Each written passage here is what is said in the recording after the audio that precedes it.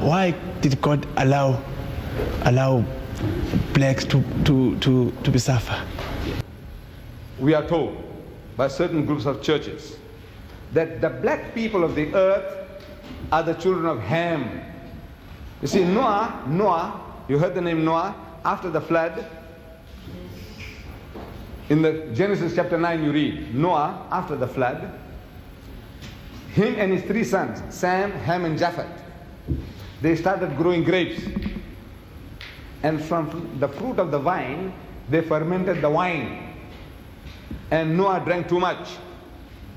And he was lying naked. I'm reading this from the book of Genesis, chapter 9. And out of his 3 sons, Sam, Ham and Japheth, Ham saw his father's nakedness. Sprawled out on the ground naked. And it was a big joke for him. So he laughed. Who laughed? Ham. You know how you spell Ham? H-A-M, Ham. One of the sons of Noah. His name was Ham. And he saw his father's nakedness and he laughed. Big joke. The other 2 sons, they felt remorse, ashamed of the father's condition. So they took a piece of cloth and they walked backwards and they covered up the father. The father, in the meantime, he knew what was going on, but he was too dead drunk to do anything about it. But when he came into his senses, he began to curse. And you remember the curse?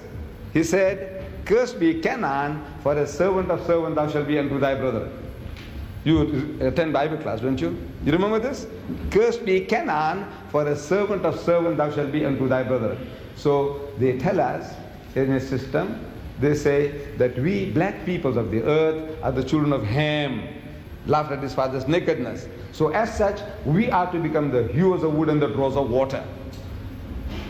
So they want to see to it that you keep to your role. Your role is sweep the streets, carry the rubbish bin, work in the factories, whatever. This is your menial labor, that is your destiny. Now this is the invention of man. See, man's own invention. God didn't make you so. He, as we are told, that he made us in his image. He made everybody upright. He says, he, the Lord, had made man upright. Upright means straight, going straight.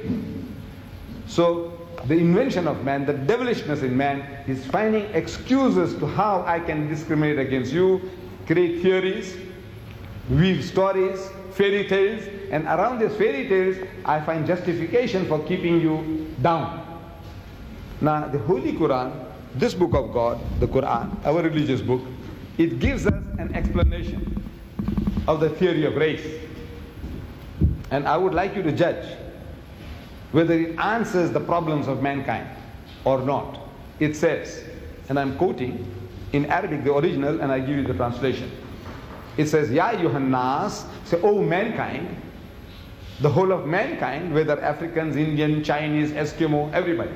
Ya ayyuhan nas, oh mankind, inna khalaqnakum min dhakarin wa unsa. It is we, God Almighty says, we who have created the male and the female. We have created you all of a single pair, a male and a female. وَجَعَلْنَاكُمْ شُعُوبًا وَقَبَائِلًا. And it is we who have made you into nations and tribes. What for? To discriminate against one another? No. It's لِتَعَارَفُوا, that you may recognize one another. This Mr. John is a Zulu, that Mr. John is a Xhosa, that Mr. John is a Swazi, that Mr. John is an Englishman, that Mr. John is a Frenchman, that Mr. John is a German. For the purpose of recognition, he has made you into nations and tribes. But since man has a sickness of wanting to discriminate on false premises, so God Almighty gives us the standard. We all have a tendency to behave like that. All. There is no exception. There is no nation on earth who is an exception to this rule, that everybody wants to create standards of judging other people as inferior to themselves. You said the African just now, and I accept that the African is, in the South African context, he is at the lowest rung of the ladder.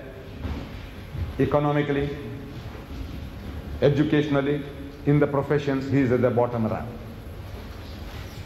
That we have to agree. But now among the Africans, we have Zulus. I was questioning the students. I says, are you all Zulus? The majority way. Some said no, she is a Xhosa. Somebody said something Chwana.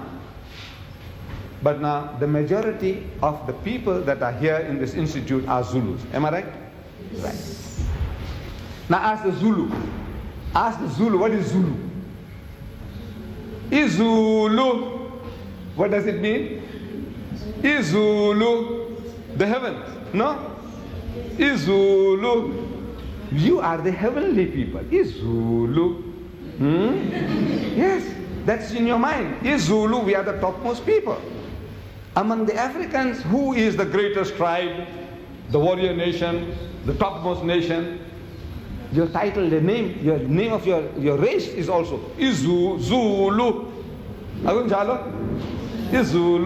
And what about the others? What do the Zulu say? Isilwane. Am I right? What does it say about the others? The Xhosa, the Swazi, the Chwana, what are they? Isilwane. No, this is the nature of man. God Almighty, He gives us a standard. See, since man has the sickness of creating false standards for himself, this Creator, God Himself, He gives us a standard of judging between people.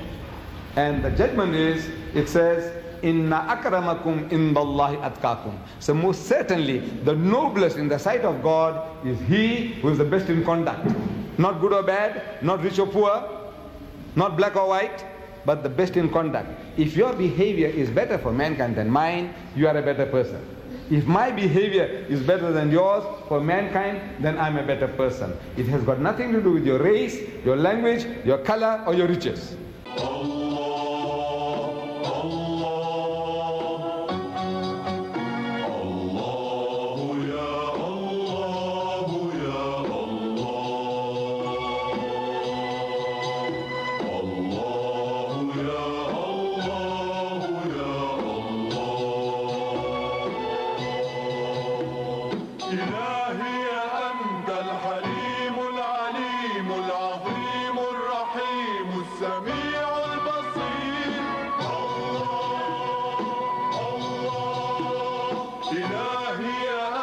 الحميد المجيد الرشيد الشهيد اللطيف الخبير